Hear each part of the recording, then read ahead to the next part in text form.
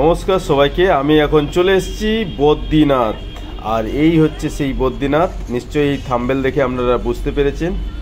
তো চলুন আপনাদেরকে কিছু জানিয়ে রাখি এবং বদ্রীর রূপ এই সব কিছু নিয়ে এই ভিডিওটা আমার তৈরি করা। তো আশা করছি আপনাদের ভালো লাগবে। দেখুন আপনারা কেমন আছেন? আমি তো খুব ভালো আছি, আশা করছি আপনারা ভালো আছেন। আর একটা কথা, আমি আবার এখন একটা নতুন ভিডিও নিয়ে আপনাদের সামনে চলে আসলাম। আর এই নতুন ভিডিওটা হচ্ছে গিয়ে আমি গিয়েছিলাম স্বর্ণপ্রয়াগ থেকে আমি গিয়েছিলাম বদ্রী।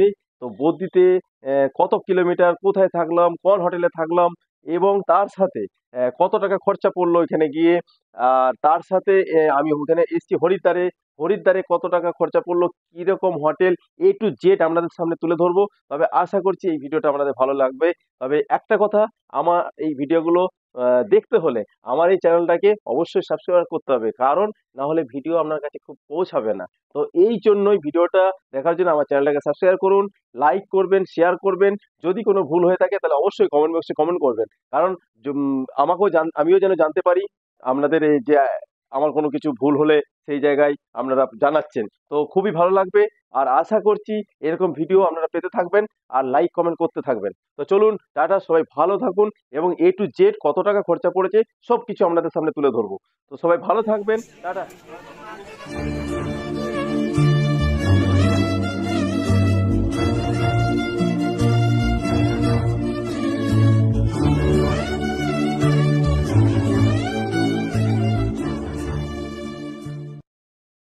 আর এই হচ্ছে সেই ত্রিযুগী নারায়ণ, যেখানে শিব পার্বতীর বিবাহিত হয়েছিলেন। তো যাই হোক, এখানে অনেক লোক আসা যাওয়া তো আছেই। আর যারা কেদারনাথ দর্শন করবেন তারা ঠিক সোনপ্রয়াগের ওপরেই আছে এই ত্রিযুগী নারায়ণ। তো আপনাদের উদ্দেশ্যে বলে রাখি যে যারা কেদারনাথ যাবেন তারা অবশ্যই ত্রিযুগী নারায়ণ ঘুরে যাবেন। খুব বেশি দূর নয়, ঘন্টা দুয়েকের মতন লাগবে সোনপ্রয়াগ থেকে উপরে উঠে। যেখানে সোনপ্রয়াগের হেলিপ্যাড আছে ঠিক তারই কিছুটা দূরে গিয়ে। তো যাই হোক, আমাদের খুব ভালো লাগলো এবং আমরাও এখানটা দর্শন করে গেলাম। আর এখানে দর্শন করে সবাই খুব ভালো লাগলো, সবাইকার খুব ভালো লেগেছে। তো চলুন, বাকি এবার এখান থেকে আমি বেরিয়ে পড়বো বদ্রীতে।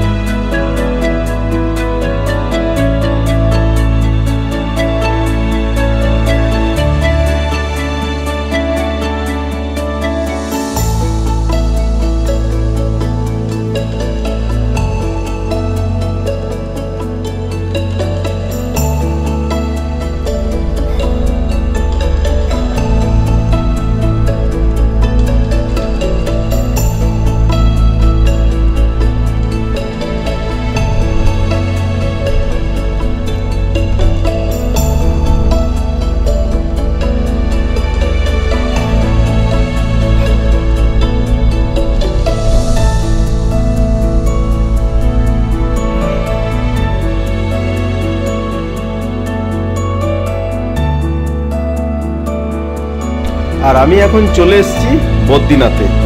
আর এই বদ্রীনাথ আমার সোনপ্রয়াগ থেকে 148 কিলোমিটার, প্রায় 150 কিলোমিটার কাছাকাছি। আর সময় আমি বেরিয়েছিলাম সোনপ্রয়াগ থেকে প্রায় 1টার সময়, আর প্রায় ঢুকলাম বদ্রীতে রাত্রি 10টায়। তো চলুন, এটা হচ্ছে বদ্রী। আমরা এখন সকালবেলায় 6:30 বদ্রীতে উঠে গেছি, পুজো দিতে যাচ্ছি। দারুণ, এই হচ্ছে হোটেল।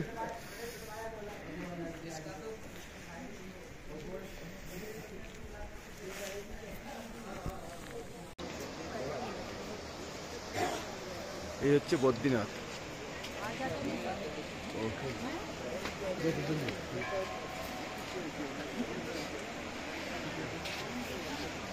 চল চল চল চল চল।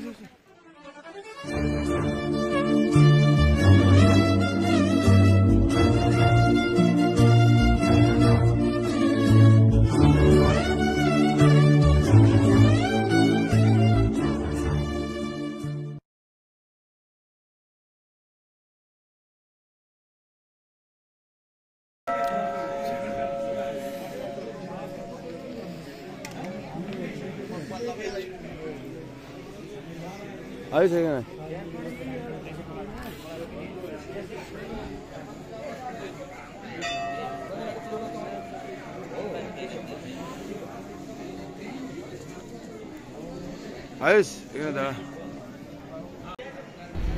তবে সকালবেলায় বদ্রীতে আমি যখন পুজো দিতে বেরিয়েছিলাম, ভেবেছিলাম ভিড় হবে, খুব একটা ভিড় ছিল না। ফাঁকায় ফাঁকায় পুজো দিতে পেরেছি, খুবই ভালো লাগলো। আর আপনারাও দেখতে পাচ্ছেন। इधर उतर सकते उतरने वाले नीचे उतरना है।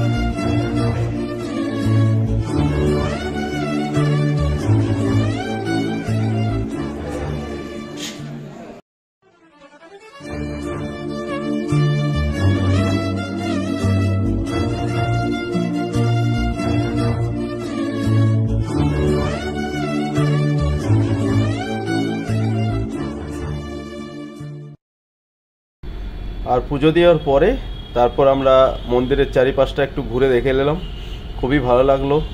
অনেকের পুজো দেওয়া হয়ে গেছে, আর আশেপাশে তো আরও ছোটোখাটো মন্দির রয়েছে। আর পুজো দিয়ে আমরা চলে এসেছিলাম মেন গেটের কাছে। আর এই হচ্ছে সেই মেন গেট, যেখানে আমরা পুজো দিয়ে দাঁড়িয়ে একটু ফটোশ্যুট করছিলাম।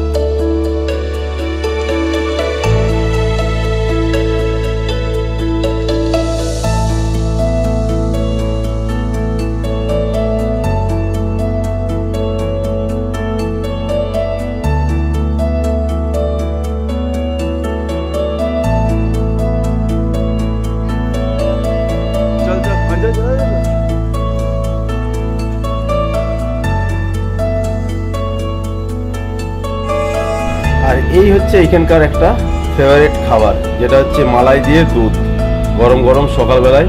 তো আমরা ইচ্ছে হলো যে একটু খাবো, দেখি। তবে সত্যি খুব দারুণ টেস্ট, খুবই ভালো লাগলো। আমরা বেশ ঠান্ডাও ছিল, তার সাথে আমরা গরম গরম একটু মালাই দিয়ে দুধ, আর খুব গাঢ় ধরনের বানিয়েছি, তো খুব সুন্দর ভালো লাগলো।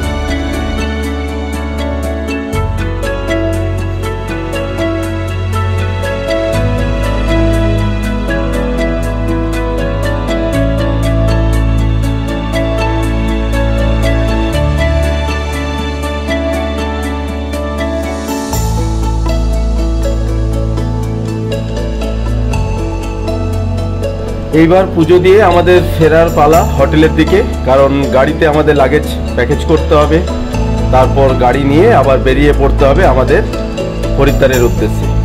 তাই আমরা সাইডের আশেপাশটা একটু ঘুরে নিয়ে আমরা এখন চলে এসেছিলাম হোটেলের কাছাকাছি। আর হোটেলের গাড়ি অলরেডি আমাদের লাগিয়ে রেখেছিল, প্যাকেজ হয়ে গেছিল, সব রেডি। আর এই হচ্ছে আমাদের হোটেলের রুম, যে রুমগুলো আমরা ছিলাম। আর এই রুমগুলো আপনাদেরকে দেখিয়ে দিলাম। এটা সিজনের সময় প্রায় 2,500 থেকে 3,000 টাকা। আর যেহেতু আমরা লাস্টের দিকে গেছিলাম বদ্রী দর্শন করতে, তাই খুব একটা বেশি হোটেল ভাড়া আমাদের পড়েনি। হোটেলের ভাড়া একদম লিমিটেড। আমরা 4টে রুম নিয়েছিলাম, সেইখানে আমাদের পড়েছিল প্রায় 4,000 টাকার মতন। এক একটা রুমে 1,000 টাকা করে পড়েছিল।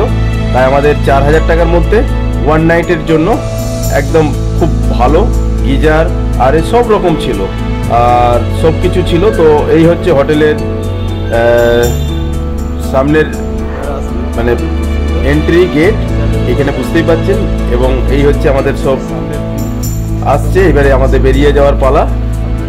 গাড়িও মোটামুটি এসে গেছে।